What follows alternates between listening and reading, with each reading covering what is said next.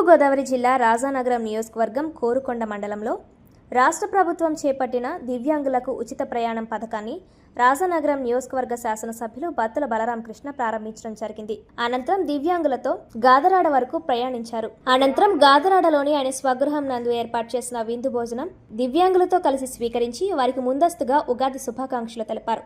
ఈ కార్యక్రమంలో ఎమ్మెల్యే దంపతులు స్వయంగా దివ్యాంగులకు భోజనం వడ్డించారు. ఈ కార్యక్రమంలో RDO MDO B Ashok, MRO Suguna, Korukonda, Seethanagaram, Rajanagaram ఏపీఎంలు, ఎన్డీఏ కూటమి నాయకులు పాల్గొన్నారు.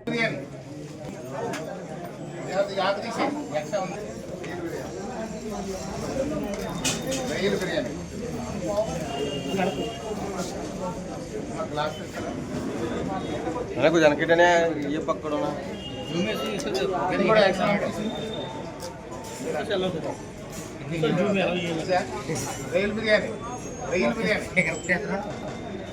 అంత మాత్రం కోపడిపోతాడు. కోపడితే బాగుంటుందా? రైలు బిర్యానీ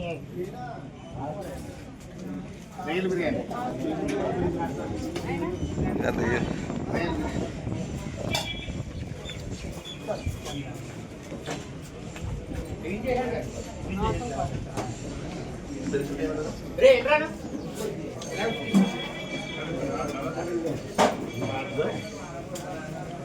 రైలు బిర్యానీ మాంసం కూర రైలు బిర్యానీ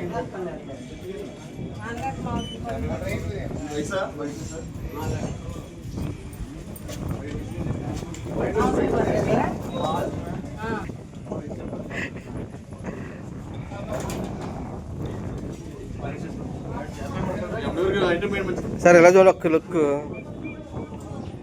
సార్ వెనకబడిపోయినటువంటి అనాదిగా మహిళా శక్తి అనేది మాత్రం మనం చూస్తే మన సనాతన ధర్మం దగ్గర నుంచి మొదలుపెట్టిన దగ్గర నుంచి ఇప్పటి వరకు కానీ చూస్తే మహిళలు ఎప్పుడు కూడా ఒక అడుగు వెనకే ఉండిపోయారు. వాళ్ళ జ్ఞానంలో మనకంటే 2 అడుగులు ముందున్నా, లేకపోతే వారు పనితనంలో కూడా 2 అడుగులు ముందుకున్నప్పటికీ కూడా మన సనాతన ధర్మం 2 అడుగులు వెనక్కి నెట్టింది. కాబట్టి మహిళా శక్తి ముందుకు రావాలి అని చెప్పడం కోసమే మహిళలకు ఉచిత బస్సు ఇవ్వడం కానీ, మహిళా రిజర్వేషన్ పెట్టడం కానీ జరిగింది. అదే విధంగా చూస్తే దివ్యాంగులు వారు పాపం ఎక్కడికైనా హాస్పిటల్కి వెళ్ళాలి అంటే, మీరు ఏదైతే హాస్పిటల్కి వెళ్ళడానికి రావడానికి లేదా బంధువుల ఇంటికి వెళ్ళాలి రావాలి అని అంటే కూడా ఇబ్బంది పడుతున్నారు. ఇబ్బంది పడటమే కాకుండా కొంతమంది డిజబుల్ అనేది కొంచెం ఎక్కువ ఉన్నప్పుడు, ఏదైతే వాళ్ళ దివ్యాంగత్వం ఎక్కువ ఉందో వాళ్ళకి ప్రయాణం చేయడానికి కూడా లేదు, వారికి సహాయకులు అవసరం అవుతుంది. అలాంటి పరిస్థితుల్లో వాళ్ళు ప్రయాణం చేయడానికి ఆర్థిక పరమైన భారం వారి మీద పడడం వల్ల వాళ్ళు చేసుకోలేకపోతున్నారు. కాబట్టి వారికి ఉచితంగా ఇవ్వడం జరిగింది. ఇప్పుడు మగాళ్ళకి కూడా ఇవ్వాలి అనేది ఆ ప్రశ్నకి అన్ని బాగున్నప్పుడు మనకెందుకన్నా అవకాశం లేని వాడికి సహాయం చేద్దాం. ఎలాగైతే మగాళ్ళకని అంటారా మీరు, అందులో కూడా మనం చాలా ఇస్తున్నాం. పెన్షన్లు ఇస్తున్నాం, లోన్స్ ఇస్తున్నాం, అన్నదాత సుఖీభావ ఇస్తున్నాం, అన్ని విధాలుగా కూడా మనం వాడుకుంటున్నాం. అదే విధంగా యువతని అంటే బలహీనంగా ఉన్న వాళ్ళని బలంగా తయారు చేయడంలో ఈ ప్రభుత్వం ఉంది. అలాగే మనం అందరూ ఏం చెప్తున్నాం అంటే, భగవంతుడు కాలు చెయ్య రెక్క మనకు అన్ని అవయవాలు అన్ని అంగాలు సక్రమంగా ఇచ్చినప్పుడు కష్టపడమని చెప్తుంది మన సనాతన ధర్మం. ఆ కష్టపడంలో ప్రతి ఇంటికి ఒక ఎంటర్ప్రైనర్ రెడీ అవ్వండి, ఆ ఎంటర్ప్రైనర్ కావాల్సిన లోన్స్ ఇస్తాం, సబ్సిడీస్ ఇస్తామని చెప్పేసి ప్రభుత్వం ప్రకటించింది. మనం కూడా ఒక ఎంఎస్ఎంఈ పార్క్ స్టార్ట్ చేస్తున్నాం ఇప్పుడు ఈ నెలలో. ఆ స్టార్ట్ చేసినప్పుడు అందులో సబ్సిడీలు ఇస్తున్నాం. దీనికంటే పెద్దది అది. వాళ్ళకి అవకాశం లేదు కాబట్టి దివ్యాంగులు ఇబ్బంది పడకూడదని మనం ఉచిత బస్సు ఇస్తున్నాం.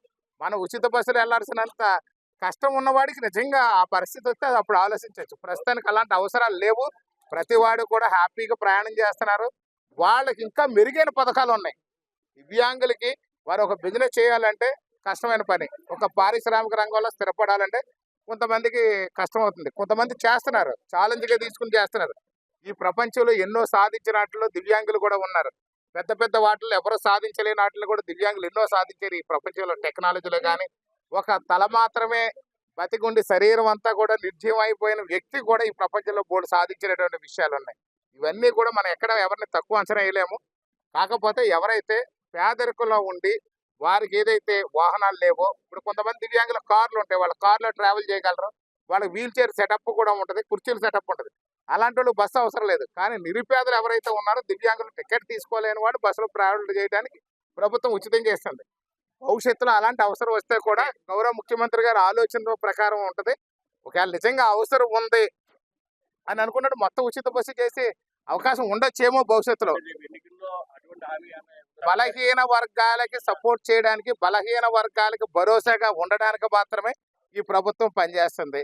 అలాంటి హామీల గురించి మనం ఇప్పుడు అవసరం లేదు, ఎవరు అప్లికేషన్ కూడా పెట్టలేదు. దివ్యాంగులు మేము బస్సు ట్రావెలింగ్ ఛార్జెస్ మేము పెట్టుకోలేకపోతున్నాం అని చెప్పి దాని మీదట అది ప్రభుత్వం దృష్టికి వచ్చింది కాబట్టి బస్సు ఉచితంగా ఇచ్చాము. మహిళలు కూడా ట్రావెలింగ్కి పెద్దపీట వెయ్యాలి అని పారిశ్రామికవేత్తలుగా తయారు చేయాలి.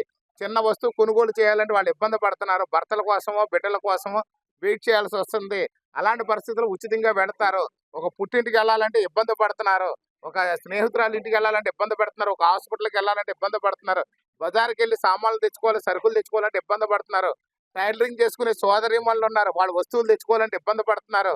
అలాగే ప్రతి రంగంలో కూడా కుటీర పరిశ్రమలు ఉన్నాయి. కుటీర పరిశ్రమల్లో వాళ్ళు తయారు చేసిన వస్తువులు తీసుకెళ్ళి అమ్ముకోవాలన్నా, వాళ్ళకి కావాల్సినటువంటి వస్తువులు కొని తెచ్చుకోవాలనుకున్నా ట్రావెలింగ్ అవసరం. అలాంటి దాని ఆర్థిక పరమైన భారం వాళ్ళ మీద పడకుండా ఉండడం కోసం మహిళలకు ఇచ్చారు. దివ్యాంగులకి ఇబ్బంది లేకుండా ఉండడం కోసం వాళ్ళ యొక్క కష్టాన్ని గుర్తించి ప్రభుత్వం చేసింది. అవసరం వచ్చినప్పుడు ఇంకా ఏదన్నా భవిష్యత్తులో ప్రజలకు అవసరమైన పథకాలు ఖచ్చితంగా చేయాల్సి వస్తే ప్రభుత్వం ఖచ్చితంగా చేస్తుందని చెప్పి ఈ సందర్భంగా